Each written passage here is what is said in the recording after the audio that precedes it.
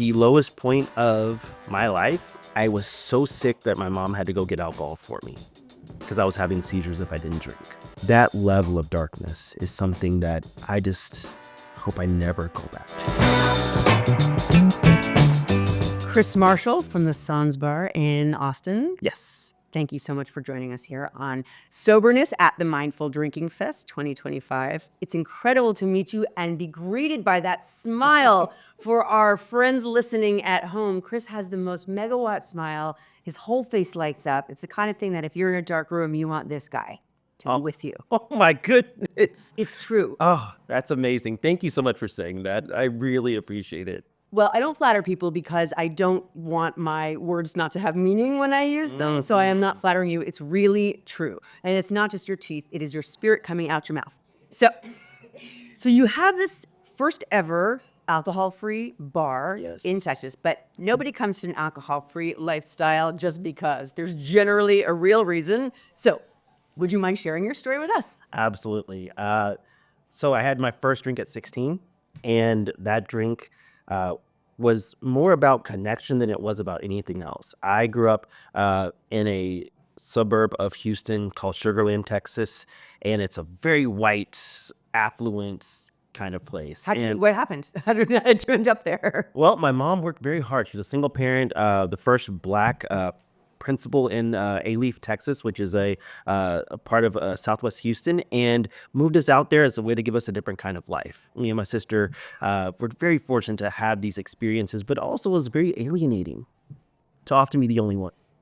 Listen, this is about you, not me, but I have 2 African-American children, and they are Black men in my white world, and I have thought about this quite a bit about, like you said, you have these opportunities, but at the same time, when you're the only of something, I know that can be hurtful. And so I'm interested in how you maintained.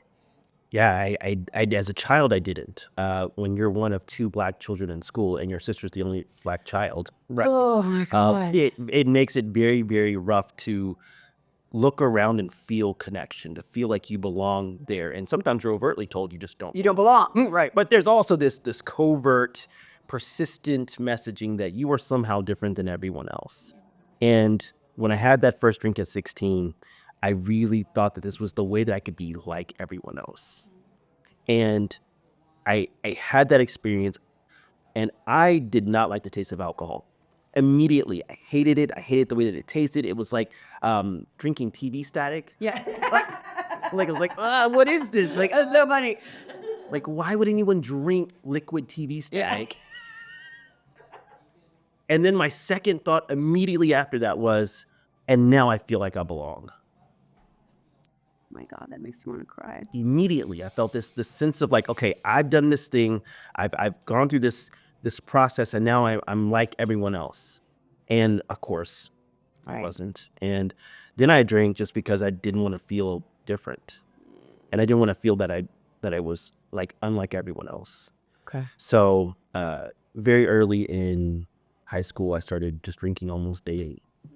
I was the editor of my newspaper, so I had this talent for writing. I've been a writer my whole life and loved writing, and fell into journalism. Yeah. I lettered in journalism, which in Texas is a wild thing to say because everyone, football, basketball, no, I lettered in newspaper. Yeah. Awesome. So I loved writing. I loved being in the newspaper. But I just was drinking. I was drinking in the dark room. I was drinking at school. I was passing out in gym class. Like, I was a full-blown problem drinker immediately. Wow. I totaled my mom's car at 16. Like, I was just on a very, very destructive path. So my drinking did not last a long time, but the damage I did. Okay. Yes. It was very, very intense in such a short amount of time. So I get to college, rinse and repeat, same thing, join a fraternity, looking for that connection. Oh, that's like the worst thing you can do. Gasoline to a fire. But I thought, okay, wait, I just want to belong to a group of guys who get me, who really understand me. And if drinking is how we connect, then that's fine. That's the price I have to pay to belong. And of course, I was already a problem drinker before I came to college, and then that just accelerated things. And so dropped out of college and all that stuff. Sorry, I'm thinking about you crashing your mom's car. I'm thinking about the fact that you maintain this drinking lifestyle under the auspices of your mother, right? You're there. She's seeing it. Were there heart-to-heart conversations? Were there interventions? How did that go down in your household? Yeah, my mom is a very religious woman, and I think she felt, and we've talked about this, like, obviously in the 18 years I've been sober, we talked about just what was happening in her mind and in her head. And I can't obviously know, she's not here to speak on it, but will we have Should we call her? that would be a surprise. But she's like Christopher. I know. Is everything okay? You're in DC? Is everything okay? Are you too cold? She knows.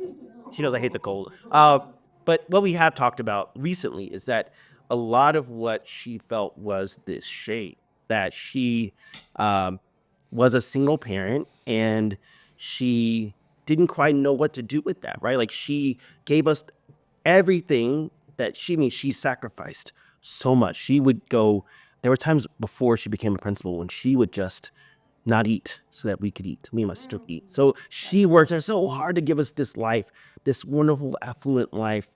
And I think she just felt some shame around the fact that I was struggling in this way.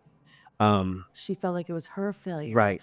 And of course it wasn't. And then of course it wasn't until we got, far along in my recovery that I could hear what she was saying, which was that to tell you, Chris, that I was feeling shame, I didn't know what to do, you would make that about you. You would internalize that as something you caused. This is something your fault. It's your fault.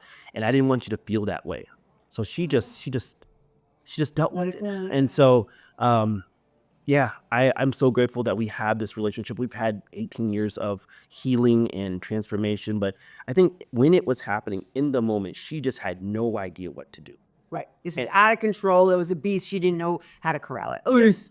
And the added part of like, we don't talk about mental health and substance use in Black families. We just don't. We don't talk about those things. They don't exist. And our extended family, we were afraid to talk about, hey, Chris is struggling. Why is that? I've now heard this over and over about Black families and then not talking about it. And listen, about 98% of white families also don't talk about shit. So that's, it's not an admonition. I'm just saying that, why is that, do you think, in Black communities? I think it really, and again, I can only speak for my family.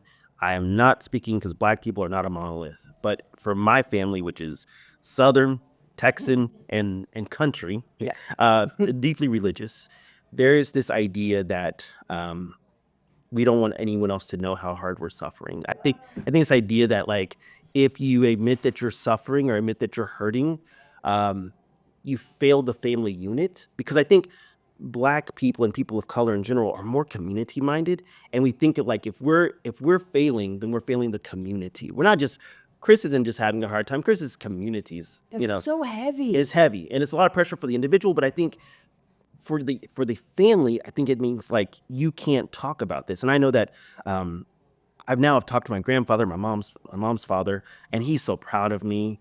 He didn't understand that what I was going through, but the second he knew, he's been so excited about Sandsbar and everything I've created. So there is healing on the other side of that, but we have to break the stigma of not being well and not being okay. We have to, notice I didn't say anything about alcohol or anything about sobriety. It's just the idea that not being okay, feeling overwhelmed, that's something we should be able to share with our families. Yes. And if we're creating family, we need to create the environment that allows us to not be okay. I just want to sit with that for a minute. That is so, thank you for putting it so clearly to me. It's just really unfortunate. It's a sad state of affairs. And like I said, many families of many cultures have many heavy issues. But being in the recovery community, as I have, it is a white space. And I have searched for, BIPOC sobriety, and I'm not finding it. Yeah. Now, is it that I don't know the special password and so I'm not let in? You don't know the handshake. Sorry. Exactly, I do not. I do not. And having Black kids doesn't qualify me, and I get that. But I'm just wondering about it, because. And especially in 12 subgroups, I find that it is a very white space. And I don't know why that is. I think one reason that is because people of color don't feel like they belong there necessarily. And again, my whole thing is connection community. So when I first got sober, I mean, we're gonna kind of speed run Yeah. the fires. So you're in college, you're wasted all the time. Then what happens? Then I decide to go to treatment. I go to treatment, and Pause. yeah. You just decided? Like you woke up on Wednesday, you're like, I'm done. The world started imploding. Okay, I was deeply unhappy. I moved back home from college to live with my mom. After college or during? During college, I dropped out of college. Go back home with my mom, and so she'd never seen my active intoxication. I think she'd only seen like I come home late from a high school football game or something. She'd never seen up front just what that looks like to wake up, drink, pass out, drink, pass out. So you couldn't hang in college anymore because you weren't going to class. Right. It was a mess. Okay, so you come home, you're drinking at home. It's awful. And she sees it, I think, and she starts to realize this is truly awful. The lowest point of my life, not the car accidents. It is when I was so sick that my mom had to go get alcohol for me because I was having seizures if I didn't drink. Oh my And I had to ask my mom, like, hey, can you go buy me some vodka, please? And I just remembered that she just left it by the door, and we just, just it was the worst. That darkness, that level of darkness is something that I just hope I never go back to, because it was the lowest I've ever been. The degradation is so awful. Her knowing that she was giving me poison, me understanding that I needed this poison to survive, and no solution, nothing, no way to fix it. And so I think that was her breaking point. And I credit my mom for saving my life, because she said something that changed my life. She said, Chris, you're having seizures when you drink. You are harming yourself. You are doing things that aren't healthy. You're going to the hospital. I'm in and out of the ER because I'm having these dehydration spells. And she's like, I love you so much. I almost died giving birth to you, but I'm not going to give you the weapons to kill yourself anymore. And being in this house and drinking alcohol are the weapons you're using to harm yourself. So you have a choice. Either you can go to treatment today or finish out the rest of your drinking on the streets. But I can no longer support you. For a mother, that is a bad moment to have to say those words.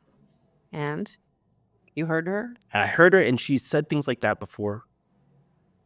But there was something in her voice that let me know that she was done.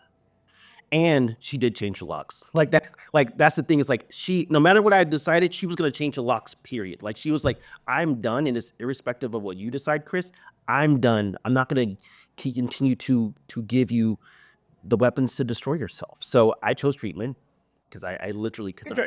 Yeah, I literally could not function. And I knew, like, I couldn't get out of that room. I was like so sick, I couldn't leave the room. Our worlds get so little and more active, right? Oh, it's so awful. Okay. So I choose rehab. Don't have a problem, of course. Don't want to do this. Think that it's all just a joke. And my plan was, my plan was to go to rehab, get enough food and meds, learn the lingo of sobriety so I can be fluent in it, fluent enough just to like. So you can pass. Yeah. So I was like, that's what I'm gonna do. And I was so close to doing that. What changed for me was someone in treatment asking me a question, and his name was also Chris. He said, "Do you feel a part of?" I'm like, "A part of what?" It's like, "Do you feel a part of anything? Do you feel connected to anything or anyone?" And I said, "No, I don't." And he said, "You just keep coming back here until you do, till you feel like you belong somewhere." And I did. And I didn't believe that I was going to stay sober. I just believed that those people believed that I could stay sober. And I was 23.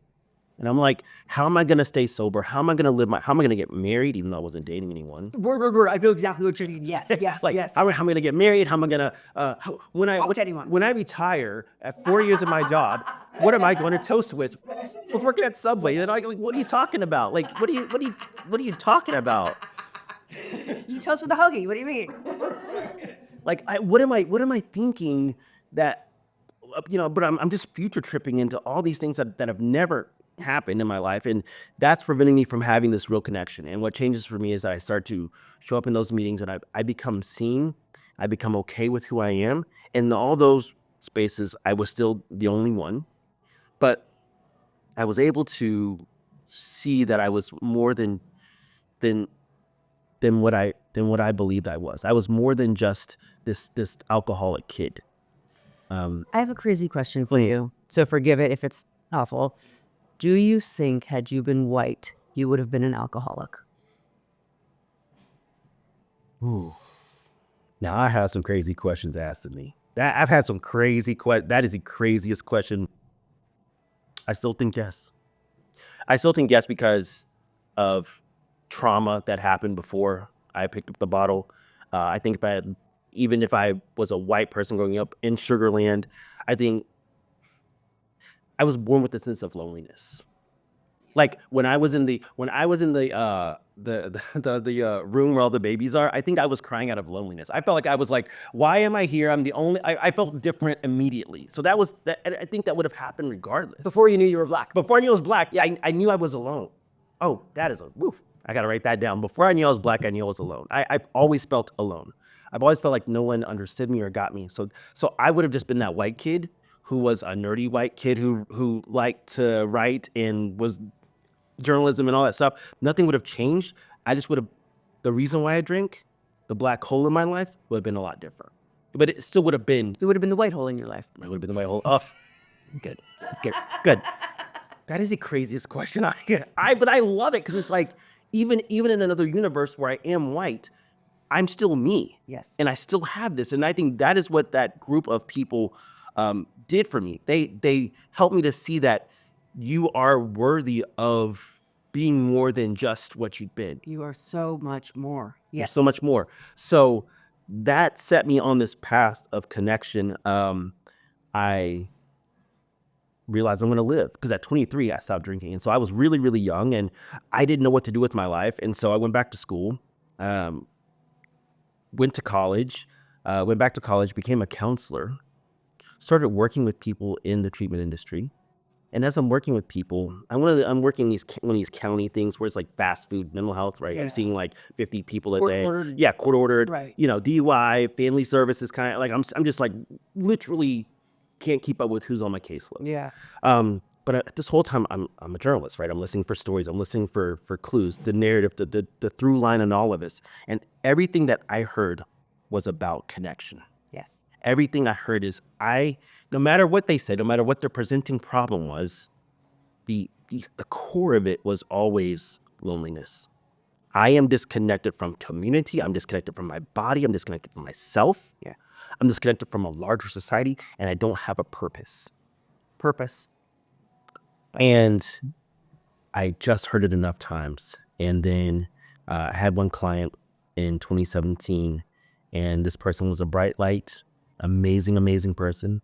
And you're not supposed to have favorites as clients, but this became Oh, favorites. please. Everyone has a favorite. You have a favorite Thank kid. You have a favorite client. Everyone has favorites. So she was my favorite client, and she was just so on this. She was so about this journey of growth and healing. And she talked to me on a Friday night and said, I have to do this job. I choose to do this today. I'm going to be entertaining people for my business. And I have to go entertain them. And it involves alcohol. And I'm just concerned, Chris. I'm like, hey, you got this. You've been in treatment. You're an alum. You're good. You got this. That was a Friday night, and I find out later when I come back to work next week that she did not make it. And I had lost people before, but that loss, and it's still, it's been 8-9 years, but it's still something that gets me because I feel like it's like no one should have to die because they're lonely. Loneliness should never be the cause of death for anyone. And yet, people leave this planet every single day because they are lonely, whether by substances or by harming themselves. They leave us. Yep. And I just didn't want that to be the way we do things. And so I quit my very comfortable career and opened up a bar, an alcohol-free bar, but a bar. A space for people to connect. A space for people to connect. So I didn't have any bar experience. I've never run a business. And up until that point, I was 10 years sober. I had never even had a non-alcoholic beer. It just wasn't for me. And I still believe that there needs to be a space and room in this whole world for people who don't like the non-alcoholic beverages. Yeah. I think that's totally okay. I was in 12-step meetings, and that just didn't feel right for me. So I just want to always just throw that in parenthetically, is that, if it's not working for you, that's fine. I just drink a lot of fizzy water, and my lives were great. Same. So yeah, I was also in 12-step meetings, and those meetings were incredibly white. One of the first instances of me understanding that it was time to find a different path was when I was going to a meeting, and I brought up my blackness. So the exact scenario was, I was in a meeting. I was talking about how I didn't get a job, and I wondered out loud if it was because I was black. It's like, just wondered out loud. Good old boy stopped me on my way to the car and said, "Boy." And it was the kind of boy that, if you're from the South, you know what that boy means. Well, you could be, I think you could be from anywhere, and you know what the kind of boy that boy meant. We all know, yeah. We don't talk about that kind of stuff around here. It's an outside issue. Oh, the outside issue thing makes me nuts. Okay. It's an outside. So who I am is an outside issue. So wait, I come to 12-step meetings for connection. My whole deal is connection, and yet I can't bring this. You are an outside issue. I have to leave my blackness at the door. Okay. And that's why I wanted to create a space where everyone felt like they had a place. I still go to 12-step meetings, but I've learned not to bring my whole heart there anymore, because it's not. I go to talk about sobriety and stick to that singular mission, right? But I don't bring my whole self there anymore, because I know that it's not welcome. But you still feel welcome there because you're an alcoholic. Well, I mean, I belong there. I've earned my seat. Yeah. Right. And I'll, no one's gonna take that away from me. Why not start a black meeting? Oh, I'm sorry. Start something. Sure. Right. You need something else to do. Yeah. Let me start. The first non-alcoholic bar in North America is enough. I don't know if I don't want. I can't even talk. Like, I'm so like no. You're exhausted. No. But immediately I'm like yes. This is what I'm. Yes. Just ask the bar. Yes. This is. Sorry. It's just. This was supposed to happen, and you were supposed to say that. I know. Sorry. Universe is just great. I just love it. Thank you. Great. Love it. Thanks. Sorry. But no, I think that there are a lot of great BIPOC meetings that are virtual, and I go to those. I attend those, and those seem to be very healing. Question for you. Do you feel a difference in result from the virtual meetings versus in-person meetings?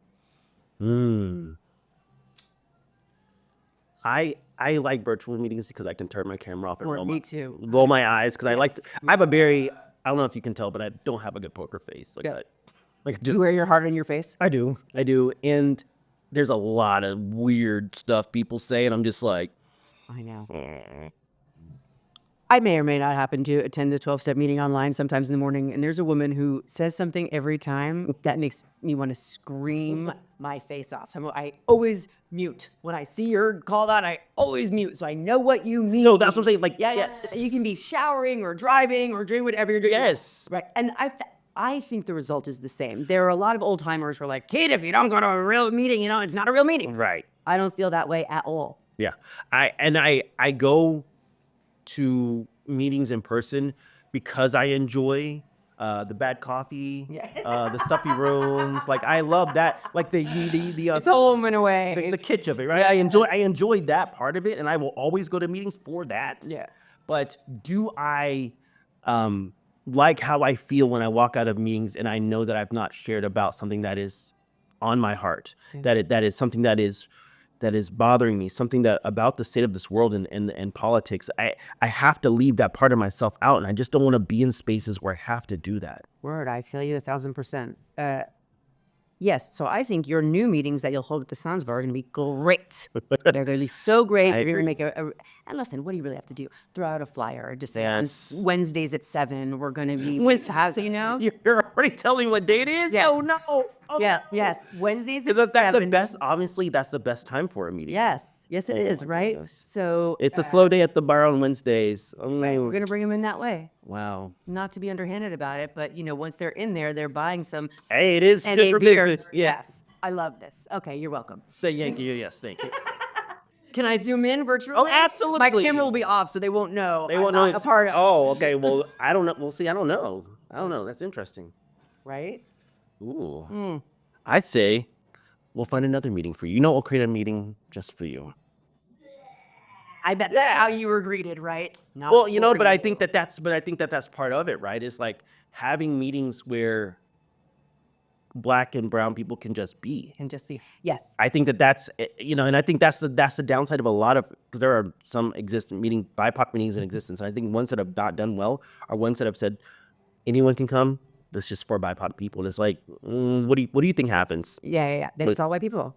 Yeah, because all White people love Black people, right? Yes, I'm so down with Black people. Allow me in the meeting. right, and they have the cameras off. They don't not there, so they're not there, but they're there. Yeah, So I feel you 1,000. I think that if I were to do that, it would be like a closed meeting. Yes. Wednesdays Wednesdays at 7. Wow. And now let's plug the bar. The place is the Sans Bar. It's a Sans Bar, yes. Bar. Oh, I mean, but look, I love the way that you say it's Sans Bar. I did take French in high school and failed, but Okay, yeah. so it is. Not to one up you, but I got kicked out of French. Sure. Yes, I was no good in that language, right? You got a French. Because I sucked at it. And the teacher's like, you should take Spanish. Yes, because I knew a little Spanish anyway. So she was like, I think that's for you, kid. Yeah. I also got kicked out of the Girl Scouts, but that's for another time. Yeah. Because when you don't want to do the stuff, they're like, what are you doing here? And then you ask yourself, what am I doing here? And then you're kicked out. I love that these things that are like childhood experience. Yep, got kicked out of that. Got kicked out of that. Got kicked out of that. Okay, all right. So what am I doing now? So I'm the owner of Sans Bar. I have Sans Bar Academy. It's a 10-week course for people to help create their own non-alcoholic bar or bottle shop. Helped open up 70 bottle shops and bars that are non-alcoholic around the world. So yeah, it's a cool thing that I do. I do the Sans Bar Academy Awards in Reno, Nevada, which are like an annual awards for all this wonderful like mindful drinking stuff. So Wow, when is that? it's up the second weekend. Oh my gosh, September. Yes, September, Recovery Month. Second weekend September, Reno, Nevada. Okay, So we'll be there. Yes. Coming. Yes. So I do that, and then Sans Bars in Austin. We're at, downtown, a block from the state capitol, Cool. and beautiful bar. When I opened Sans Bar, right? Like I said, I had that client, and I opened Sans Bar, started doing pop-ups. I had it's not Etsy. It's what do you call it when you like the boarding when you can like. What is it? Pinterest? Thank you. Oh Yeah, my gosh. good, yeah. Pinterest. I had a Pinterest board of all these things that I wanted for my perfect bar, my dream bar. Yeah. And the bar that I have now is the bar that I dreamed of 8 years ago. I love that. That is amazing. That's so perfect, right? So it's like a real commercial for when you see it clearly, when you know what you're heading Yes. toward, you can make that manifest. Oh, I'm so happy for you. Thank you. I have loved talking to you today. Likewise. And thank you so, so much for joining us. And I hope I'll see you around the rest of the weekend. Oh, absolutely. I'll be here on the festival all weekend long. Excellent. Hey, thanks for checking out the show. Once again, this is Soberness. Please don't hesitate to follow us, to like us, and subscribe. Definitely subscribe. It'll help us out a lot. And drop us a line. Let us know how we're doing, what you want to see more of, what you want to see less of, and tell us your own sober story. Thank you so much. Again, this is Soberness.